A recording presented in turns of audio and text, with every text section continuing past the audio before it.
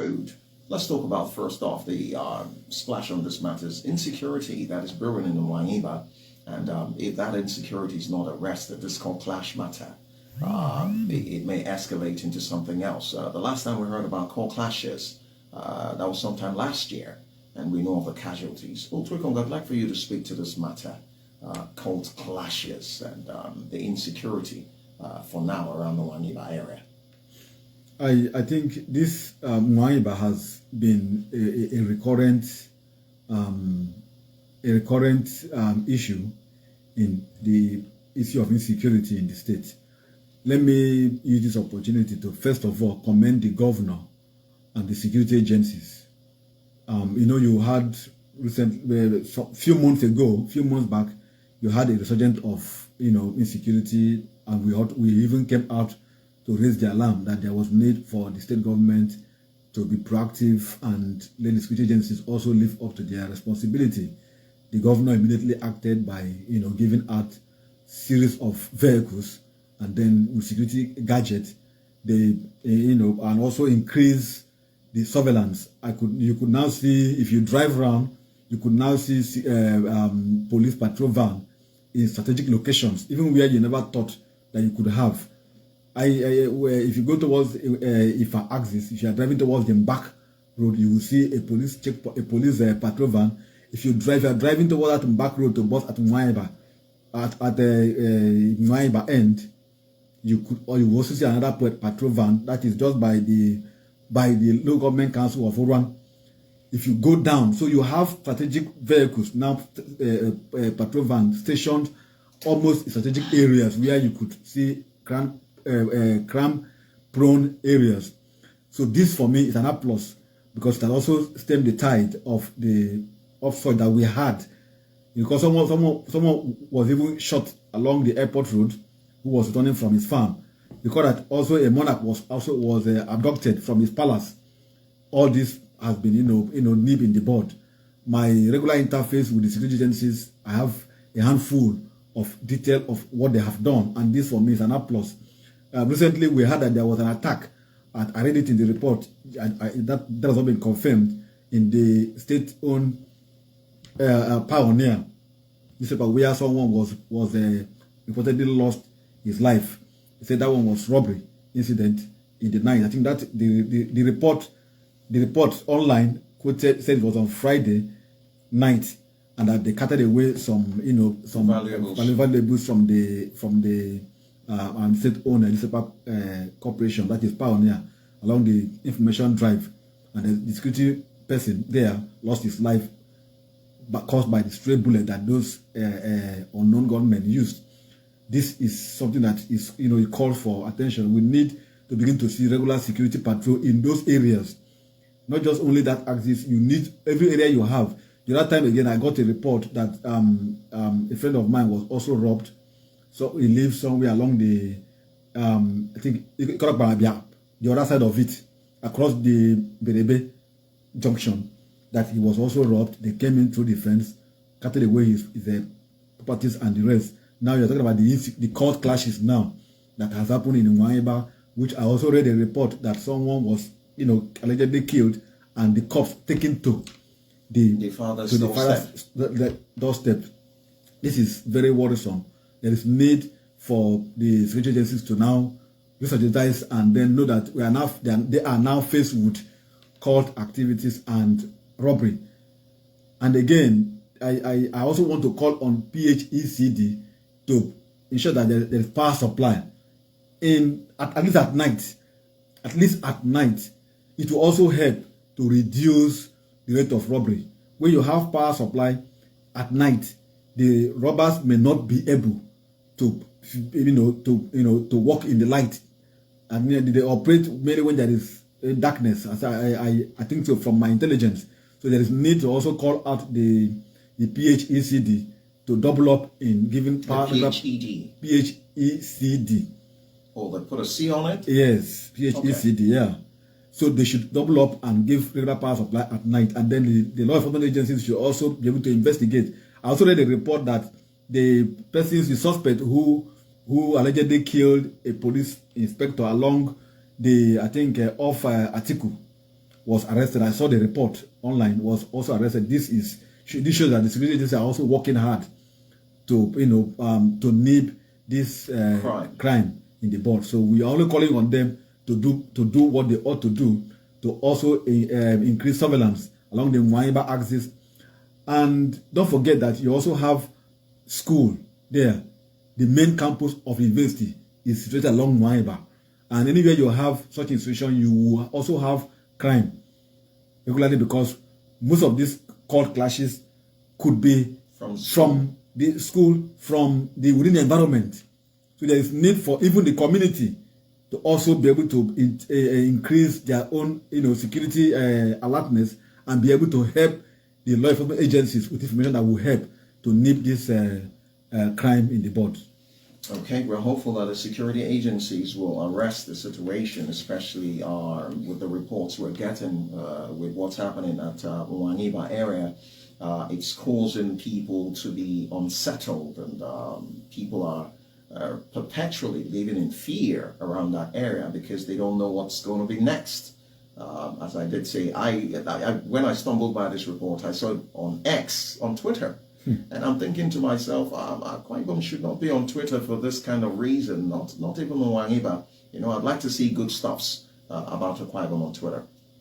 Now, as the elections draw closer, I recall last week when you were here, you and I talked about the local government elections. It's also important that we talk about the issues that are characterizing the papers lately.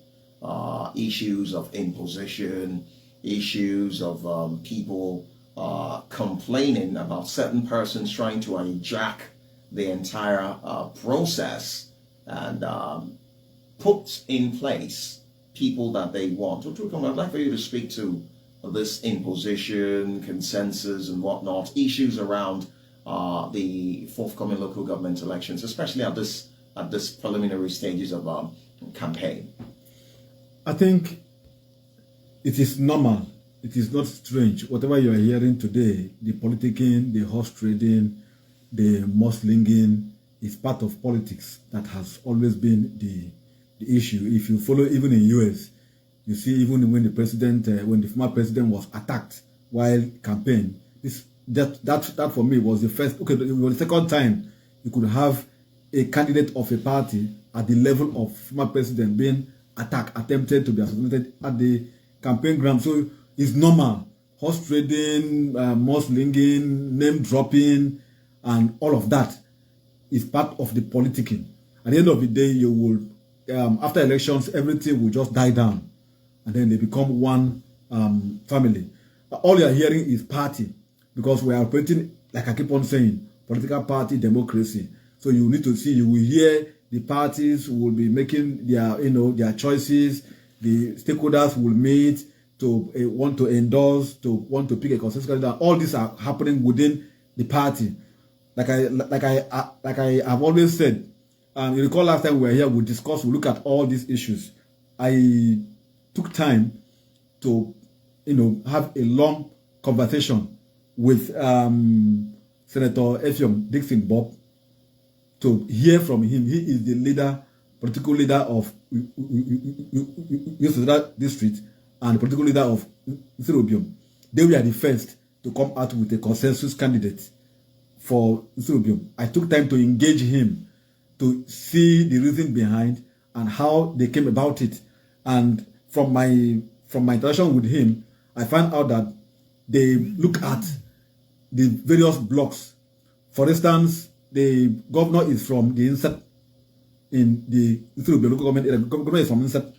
And then you have the Ubium. He is from the Ubium. He is from the Ubium North. Then the person that they have picked now, that they have chosen now, is from the Ubium South. And they now went to a ward, according to his explanation, a ward, to pick someone. And from my findings, that ward had not gotten someone in the system. The governor is from the commissioner, who is from the area, is also from inside. The house member is from Ubium North, where he is from. Then the person who has been picked now as consensus, I think, were Alfred Akpan Charles. is from the Ubium South. So that has given a spread. Because I asked him, why have I not heard crisis like I'm hearing in other areas, like you heard in it2? What you wanted to say was it2. Actually, when we heard the crisis, stakeholders met, I think, a few weeks ago, and we had that crisis. Thank you. So I tried to ask him, why have we not heard, uproar or reactions? He said, because all the stakeholders, all the aspirants, everybody met, and they said this is the best choice. And that is why you've not heard any reactions or attack coming out from that axis. And at the meeting, it took place in his house, and the governor was also present in his house here in Uyo, and it was where the stakeholders met, resolved, and then the guy was picked, and then the guy was now, asked to commence campaign. This has eased the tension in Turubium. So I would have thought that maybe every other local government that may not have such kind of a critical stakeholder should be able to engage. They should try to engage amongst themselves, like we also have in Uyo, for instance, where the SSG is from. I've not heard any serious reactions. You recall you mentioned that I said, listen, put up your ears that if you hear reactions, it means that it did not cut across. Well, a couple of persons have been calling in. No, I don't mean calling in. Yeah, but I mean these are reactions. No. What I mean is, are there other aspirants who are still within the party now, not people calling in who are from other parties, venting their anger. I mean, within the party, where the person that has been so anointed or so picked, has been anointed or so make consensus. Are there other candidates who are still standing to say we must contest? That is the point I'm trying to say. That is when you can now say reactions, not people who are from other parties who are calling in to comment on the issue of another party.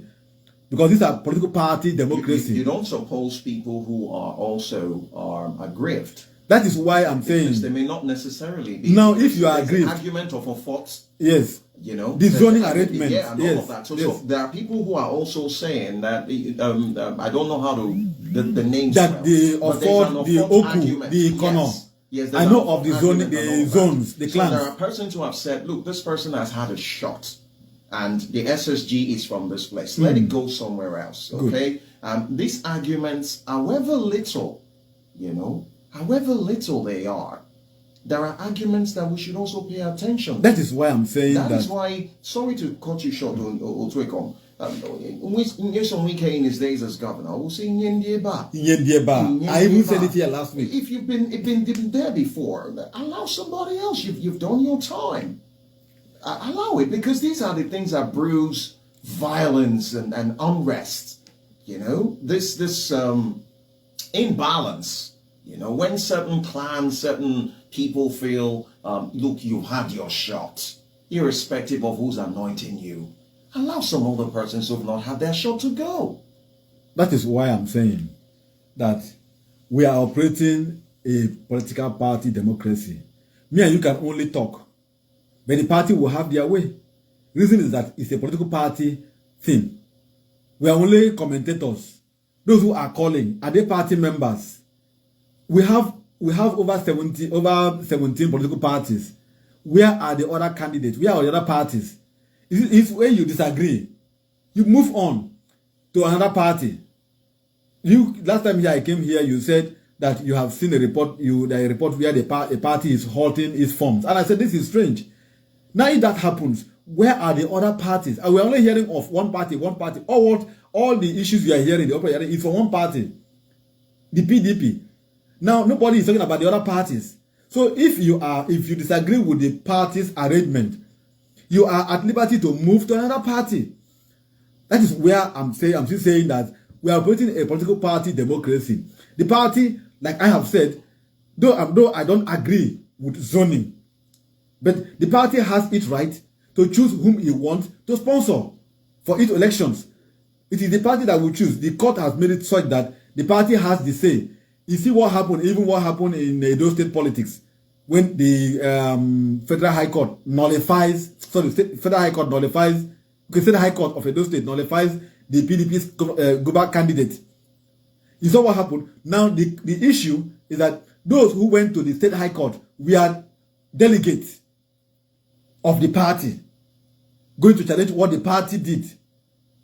And they took the matter to court. And the court now upheld their position and nullified it. So, but the court did not also consider what the law says. That it is the candidate of the party that has the right to challenge the outcome, not a delegate. So you look at all these are party issues. For me, I believe that if a party decides to pick Mr. A, and I am uncomfortable with the party's position, I can move to party B. Okay. And then work with the party B. And you have a free until we get to a point when we now have independent candidature where you can just bypass a party, go to Akisek and pick your form and stand elections. But where you don't have that in the constitution, where it is the party that will sponsor, mark the word, sponsor a candidate. It's just like Passion FM choosing to sponsor a candidate to election. They will choose whoever they want. And at that point, you can only make your noise. You can only criticize. You can only shout like we are doing here. That will not change the position of Passion FM.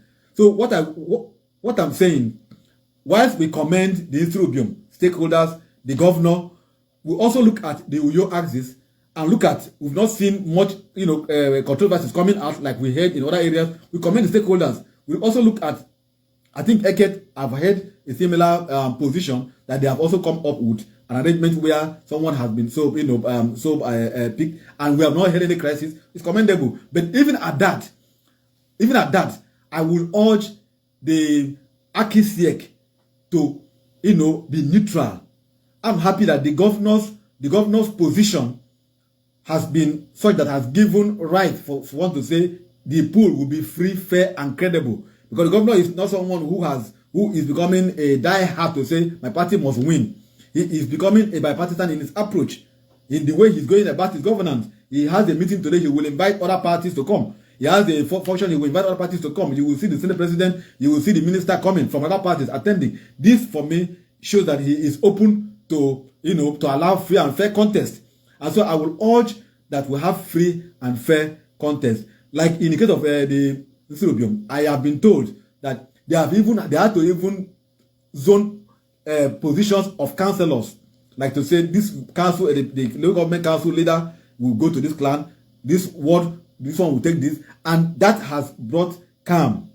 I am still listening. If I will hear any protest, I will come here and say it. But so far, I have not heard any reactions from Ethiopian, from Uyo, from Eket, and I will plead that if we could have a tensionless, election, so that Akisek will be more focused. But when you begin to have litigations, protests, like we had in Itu is becoming a very bad example of a similar incident, of a similar attempt to have a constitutional candidate. What happened? I read a report that the former Federal House member, Henry Achibong, and other stakeholders were meeting in their stakeholders converge, trying to resolve the matter and get someone when hoodlums invaded the premises and unleashed attack. This is completely unnecessary. I think that instead of going into violence or resorting to self-help, you can also go and engage. If you disagree with the content, you go for election. If you disagree with the process or whoever that has been so favored, you can up and pick your form and you go for contest. That is the way you can have a contest. But when you begin to carry arms and attack people, you have given a very bad example of what we expect. Because the funds of local government council, if you look this morning, you will see our press. Yesterday we had a press conference explaining that the funds of local government councils will now be paid from the federation account straight to the local government councils. We read a report where the governor of Oyo State, Seyi Makinde, who is the vice chairman of Nigerian Governors Forum, coming out to misinform the public that the Supreme Court judgment does not, stop the funds of the councils being paid into joint account of state. And so what Crown did yesterday in the press conference was to clarify the issue and advise the governors of the country not to run in contempt of the Supreme Court order. Because if you don't comply with what the Supreme Court says, you are going to be held in contempt. Number one, what the Supreme Court says in the area of funds, section 162 sub 6. That section says that the funds of local government standing for local government will be paid into state local government joint account. That section by the Supreme Court pronouncement has been rendered impotent, has become castrated, and have no effect anymore. It has become obsolete. What is left now is for the National Assembly to now delete that section off from the Constitution, because right now, even when it is still there, it is ineffective. So the funds of councils will be paid straight to the council's fund. That is one hand. Then section 7 sub 1 that guarantees local government by elected council officials stands. Any state that have persons who are appointed, like caretaker or whatever name, to man, automatically, those ones in the eyes of the law, they are not known. And so the funds of those councils will be withheld, because from the day of the pronouncement of the Supreme Court, that judgment takes effect. The court, when the court make a judgment, it doesn't give you commencement date. It doesn't give you a date in the future. It's with effect. So from the date of that judgment, the Attorney General of the Federation will now ensure that the Federal Ministry of Finance will implement that judgment, which comes with a force that the funds of councils must be paid to councils who are elected. And so if you are running a council that have appointees, they are not known to law. Now that brings us to issue in Akwa Ibom, where we have the unified local government system, where the local government workers are employed by the Akwa Ibom State Local Government Service Commission, and they are posted across the local government areas. The employment is done centrally. Posted, promotion, and the rest are done by the commission. What the Crown is simply advising is that now that the funds of councils will be paid directly to the council, it is now time to amend the Akwa Ibom State Local Government Service Commission law to ensure that it now allows the local government councils to employ who they want to employ based on the areas of their needs, and to also pay their salaries. Because right now, you won't tell the council chairman who get their funds straight from the FAC to send the money to state government for state government to now pay salaries. It doesn't work that way.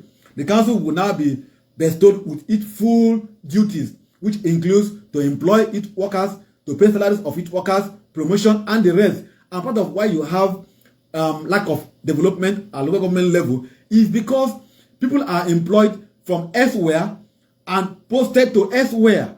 For instance, somebody can be employed from by the commission in Uyo, and they are posted to Mbalinin, for instance. If you check, those workers who might be the key officers, like director of finance, director of works, director of this, not from the local government areas where they are posted to. So those who have long legs in government can lobby to be posted to where they want. And so they will leave some areas to become ineffective. Like, for example, if you go to Ibadan, if some persons want to be posted out from Ibadan, some want to be posted out from Ini, to come to the urban, they want to be in Nikorek, they want to be in Eket, want to be in Ibadan, want to be in Uyo. So when you now allow the local government to employ those that they want to employ and pay salaries as at when due, so that when they have issue of delayed salary, pension, and gratuity, the people can now hold them responsible. You don't have to hold the state governors. You hold the chairman for not paying salaries of workers. Okay. So Norgate will now know what to do. But this local government issue, elections and whatnot, we'll keep talking about it, because I'm concerned with the several reactions that the newspapers are throwing up, especially with some people who are rejecting the zoning, rejecting imposition and whatnot. So we're hopeful that this whole thing can be done amicably, so that when the elections come proper, it will not turn something else. But that aside, 20 trucks of rice the federal government will be sending, if it hasn't already sent, because from the review this morning, I'm hearing the word sent to states. This is another palliative. The first set of palliative, you were in that committee that shared that palliative. And now 20 trucks coming from the federal government to palliate, as it were, the current economic hardship that we're going through. First off, I'd like your take on the matter, and if this can actually get to the vulnerable as the first one was intended for. Remember that the one that the federal government has sent earlier was also complemented by that of the state. The state governors added and distributed to the various persons. And you also heard complaints that trailed that particular distribution of the palliative. Many are saying, don't send palliatives now. That's not what we want. The vulnerable are saying, we're hungry, give us the palliative. But Twig, on which part of the angle do you stand? Well, I think, first, I have said over time that I do not believe in palliative system of government, where the government will only, give palliative to its citizens, and then citizens will now eat that palliative and finish and wait for more to come. The one you are given, how many years will it last? You are giving us manna to feed. The manna you are giving us will take us how long? The Bible said, teach. This is the Bible that says, I think there is a Chinese saying that said, teach us how to catch fish, rather than giving us fish to eat. So let the government give us the enabling environment. This has been my position over time. Let the government create enabling environment for us to be able to do businesses and feed our family, as it were before this government came on board to make policies that have become so harsh and almost ground the economy. Now, if you give us palliative as you are giving us, we eat it finished, how many more months will you give us rice again? Why don't you do what we are asking? This is my own opinion, though, before we get to the issue of how far it will go. Why don't you do what has caused this country to get to the point we are, which is the reason why we are still looking for palliative? And what is the reason? Reinstate the fuel subsidy that you have removed. But the fuel subsidy stands gone. I'm coming. Stands gone. You see, you don't have to grandstand. I've said about that government is not to be run with pride and grandstanding. You have made a policy, the policy statement stands. That is not the point. When you make a policy, you sit back and gauge the reaction, you gauge the impact, you gauge the effect of the policy and gather feedback and know whether that policy is sustainable. You have made a policy and within 1 year, you've seen the reactions, the negative impact of the policy, the way it has almost granted the economy, because everything rests on petrol, on crude oil. This morning before we commence off air, you are telling me how you bought petrol in Akwa Ibom. 780. You told me that 780. Other places you will get it 820. In Abuja it's over 900. And the rest. Someone called me this morning from Bayelsa. It's expensive. So if you are getting price, what you are even producing, you are buying it at the retail price, very expensive, then how do you survive? The kerosene that was for the common man, today how much a liter of kerosene? Yesterday I sent someone to buy kerosene for me to use and make a few things in my farm. How much is a liter? 1,650 kerosene. That is what my aged mom used in the village to burn her firewood to cook. That is what is being was used. Now that become very expensive. How much is diesel? These are common things that we should get that drives our economy. You are running your station today with diesel. How much do you buy a liter of diesel? That is so when you now begin to charge high cost of your adverts, rate and the rest, and jingles, nobody should blame you for it, because you must have to recoup your expenses. Else you become a very bad businessman who has no plan, or you run a charity platform. So what are we saying? What we are simply saying is that what has taken us to a system of palliative that the government is now running is the subsidy that the government said is gone, and in 1 year we are still paying subsidy from the back door, and Nigeria is going through the dustbin to feed. Now, having said this, fine and good, you are giving subsidy to states. You have given 20 trucks of rice to states. How far will this take the states? That's the point. Now, let's even come to Akwa Ibom State, for instance. Like I said, I commend the government because I am in the Akwa Ibom State Palliative Committee. During the last time that we got rice, we shared it village by village. We insisted as a committee that it must be shared village by village. We took it to each village and we shared. I think it was 40 bags also per village. The governor insisted that it must be shared village by village, and we proposed, I think, 25 bags. The governor made it to 40. We now went around all the villages in the state got 40 bags of rice from the Akwa Ibom State Palliative Committee, which I'm a member, and that went far. And we could not, we didn't hear any protest. That was an endorsement that the committee did a good job in the sharing of the rice. Those complaints we got from Etinan. I was here. Someone calling from Etinan. Complaints. Yeah, the complaint we got. Them didn't get that rice. Yeah, the complaint we got, particularly from Etinan, which I brought to the committee. They had to send me the list. You know, I was here. Someone called in and said Etinan. He mentioned the village name, that the village head brought less bags of rice. And immediately that came up here, I told you, I replied, I said, I will get back to the person. And we had to track, because the way we shared the rice, each village head must come with his leader and woman leader to sign for the bags of rice. So that the list of that village came out, and we now saw that the village head, so mentioned, actually signed for 40 bags. And the question was asked, we now got to get him to ask to produce the remaining bags of rice.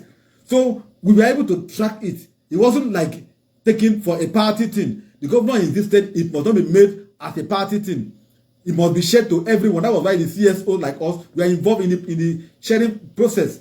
And every village got equal share of 40 bags. So I am now saying that this one that has come in will also follow the same pattern, so that every village, whether it is 1 cup that you receive, it will be for the sake of equity and fairness. Nobody should feel that one village will get some higher than the other village. Every village will get equal formula as it was shared before. That's the point I want to make. Okay. But then the government should be able to provide us enablement and the environment for us to do business, for us to be able to make our economy to work, fix our economy, and let us have what to eat. Okay. Let me involve my thoughts. Let me involve my thoughts so that it will help you. May 29, the Crown, led by me, went to market. I hope you've seen that survey that we did. Market survey. We went on a market survey to know why commodities are expensive in Akwa Ibom State. And we got to know that bags of rice, for instance, in Ikom is sold cheaper. And when the buyers here go there to buy, come down here, the prices are increased. They factor in some other things. Now, what they factor, if you buy rice, for instance, you buy rice 70,000 a bag, for instance, in Ikom, Yam and the rest, and then you bring them here between Ikom, that is Calabar, Cross River State, between Cross River State and Akwa Ibom. It shouldn't be something that you can now say bag rice for 100,000. But it is a bag. It is too high. So what we now say? The several tolls, several fees. Now that is what I'm saying. That's what I'm saying. Now what we now got to know is that there are unions that are in every commodity you have in the market.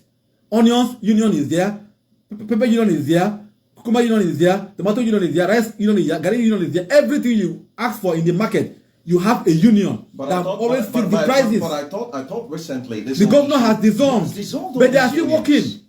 But they are still working.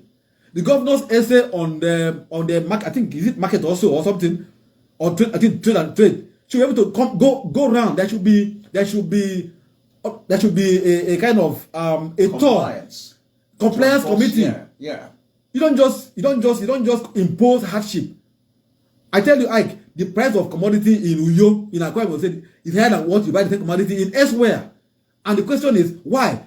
You can't blame it to naira rate. Okra and tomato and pepper are something that we plant in our soil. Yes, you blame it to the herdsmen that will go in with their cattle to destroy all these crops. But then, the one that you are able to harvest, will you now put the effect higher than what the ordinary citizen should be? So the government committee essay to the governor on trade should also move into the market to enforce. If I know his name, should be Raphael. I think Raphael also. Raphael, he should go to the market and enforce. Governor has made a policy. You see, the governor is not a spirit to know what is happening. That is why we are here. You are there to tell the government what is happening, what we have observed. And if the governor listens to us, he can place things in a way that it will be nice and good for the society, and government will run smoothly. Governor has made a policy. And how far have those policies been implemented? Okay. It's based on his aides to now enforce it. I'm going to have to halt you here because time. This particular rice matter is one that we can discuss for 1 hour, because I've got plenty of questions to ask, especially since the federal government is asking for collaboration, in addressing this hunger situation. I wanted to know if the state governors will also add to whatever it is the federal government is, going to be giving, which is 20 trucks. But let's go to the phone lines, and because that's why I said it's an involving conversation. Right. We'll keep talking about it. 0906 0004945. Alternatively, 0906 0005945. Text and WhatsApp 0906 0009455. So let's do this. Hello, good morning. Yeah, good morning, sir. Yes, your name, sir.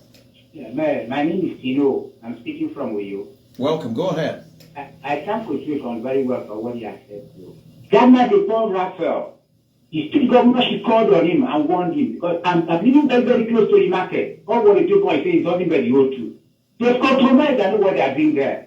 I met somebody who is telling that Raphael and them yesterday when I was sitting somewhere, and I asked him, what is the problem concerning this guy of the thing? And this commodity price is skyrocketing price of commodity in the market. He said the fault is from that the union that are still working, and they are working seriously.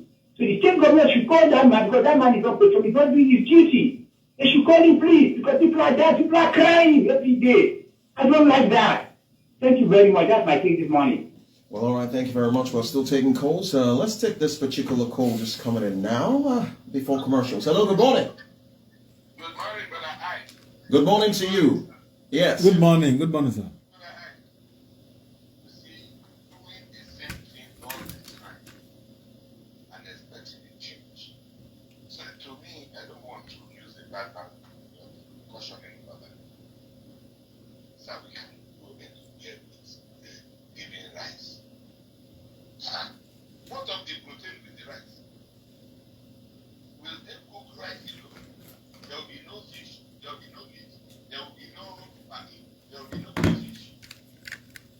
Let government stop that. If we have control the market forces, and instead of giving people rights, why don't you try and go to the market and say rice is getting better? We are subsidizing for people, because if you give people rights, they will steal it, because rice is 80,000.